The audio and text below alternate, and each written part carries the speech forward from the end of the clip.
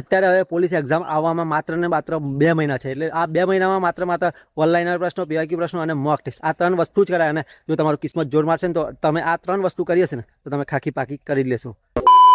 તો જય માતાજી, મારા કલેજાઓ. તો આજના એક નવા વિડીયોમાં તમારા બધાનું સ્વાગત છે. તો હું આજે આપણે વાત કરવાના છે મારા કલેજાઓ કે હવે કેવું કે પોલીસ કોન્સ્ટેબલનું રનિંગ પૂરું થઈ ગયું છે, તો તમારે તૈયારી કઈ રીતે કરવી. તો મારા કલેજાઓ, જો જે લોકો રનિંગ પાસ કર્યું છે અને હજુ નવા છે, તો મારા કલેજાઓ તમારી જોડે સમય બહુ ઓછો છે અને તમારી થાય ને એટલું રિવિઝન કરજો. અને કેવું કે હવે કેવું કે બહુ લેક્ચરમાં પડતા નહીં, કેમ કે લેક્ચરમાં તમે પડશો તો તમારાથી જે કેવું કે જે ટાઈમ તૈયારી કરવામાં જોઈએ એટલો ટાઈમ છે નહીં, કેમ કે લેક્ચરો લગભગ 3 કલાકના એક ટોપિકના લેક્ચરો છે. અને તમે જો એટલો બધો ટાઈમ જો લેક્ચર જોવામાં કાઢો પછી તમારો આ વખતે ખાખી પાકી કરવાનો મેર ના પડે. એટલે મારા કલેજાઓ, અત્યારે તમારા માટે જો નવા છો અને સમય છે, મતલબ કે જે બી લોકો હવે રનિંગમાં પાસ થઈ ગયા છે એમના માટે હવે ફક્ત ને ફક્ત 2 મહિના જેટલો સમય છે. અને 2 મહિનામાં તમારે શું સ્ટ્રેટેજી વાપરવી જોઈએ, મતલબ કે તમારે અત્યારે 2 મહિનાનો સમય એટલો છે, એટલે આ સમયે તમારે એકદમ શોર્ટકટ, મતલબ કે પીવાયક્યુ પ્રશ્નો, ઓનલાઈનર પ્રશ્નો અને જે મેન તમને લાગે કે આ મુખ્ય છે, જે આગળની એક્ઝામમાં પૂછેલું, મતલબ કે પીવાયક્યુ પ્રશ્નો, એવું બધું કરવું પડશે. કેમ કે તો જ તમારો કેવું કે 2 મહિનામાં ખાખી પાકી કરવાનો મેર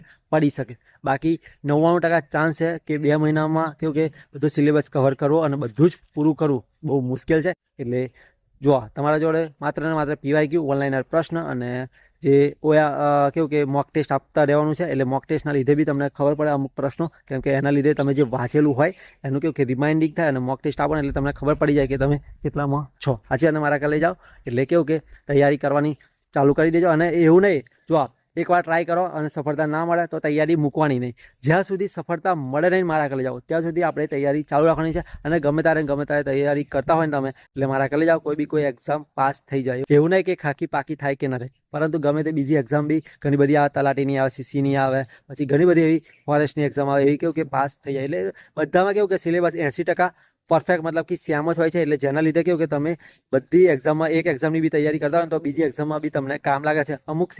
અમુક સબ્જેક્ટ કેવું કે બદલાતા હોય છે, પરંતુ કોઈ વાંધો ના આવે. અને ગણિત, રીઝનિંગ તો બધામાં હોય છે, બંધારણ બી બધામાં હોય છે, ઇતિહાસ બી, ભૂગોળ અને સંસ્કૃતિ વાળું આ બધા સબ્જેક્ટ કેવું કે બધી એક્ઝામના સિલેબસમાં હોય છે. એટલે મારા કલે તમે આ ટોપિક સૌથી પહેલા કરવાના છે. અને અત્યારે બી તો નવી તૈયારી શરૂ કરી છે, તો તમે મેન ગણિત, રીઝનિંગ અને બંધારણ ઉપર વધારે ફોકસ કરશો, કેમ કે આ 3 સબ્જેક્ટ જે છે એ 90 માર્ક્સના પૂછાવાના છે. એટલે આના ઉપર કેવું કે તમારા બેઠા માર્ક્સ આવે એવા છે. અને મિત્રો, ગણિત અને રીઝનિંગ સબ્જેક્ટ એવો છે જેમાં તમને કેવું કે ગણતરીના બેઠા માર્ક્સ મળે, કારણ કે થિયરીમાં ગમે ત્યાંથી પ્રશ્ન આવી શકે એ આપણને ખબર નહીં, પરંતુ ગણિત રીઝનિંગમાં તમને ખબર છે કે એક જ જે પેલું મેથડ હોય એ જ આવવાની છે અને એમાંથી જ પ્રશ્ન પૂછાતા હોય છે. સાચી વાત ને? જો બહુ ભારે પ્રશ્ન હોય તો એ પ્રશ્ન છોડી દેવાના, પણ નોર્મલી લગભગ જો 20% ભારે હોય, 20% હાર્ડ હોય અને જે 60% હોય એકદમ હેલું હોય છે. એટલે મારા કરી જાઓ, આપણે જે 60% અને 20% 80% છે એના ઉપર ફોકસ કરવાનું, અને બહુ ભારે હોય એને છોડી દેવાનું, જતું કરવાનું. સાચી ને? તો તમે ખાખી પાકી કરી શકો. ઘણી બધી એક્ઝામ આવે છે એટલે એ બી તૈયારી કરતા રહેજો. એટલે કેવું કે ગમે ત્યાં મેર પડી જશે. એક જો ફર્સ્ટ ટાઈમમાં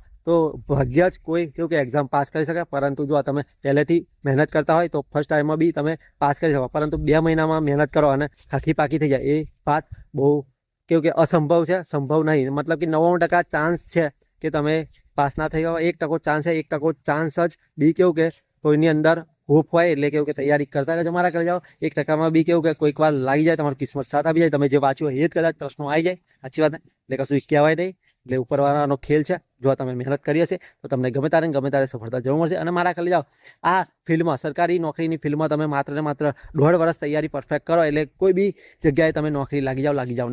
એટલે તૈયારી ચાલુ રાખજો. મેં બી તૈયારી ચાલુ રાખી જ છે. હાલો, એક નવા વિડીયોમાં મળીશું. જો તમને આ વિડીયો ગમે હોય તો લાઈક, ચેનલ સબસ્ક્રાઈબ કરી નાખજો. જય માતાજી, જય Shri Ram. Big thank you for being here. बहुत बहुत धन्यवाद.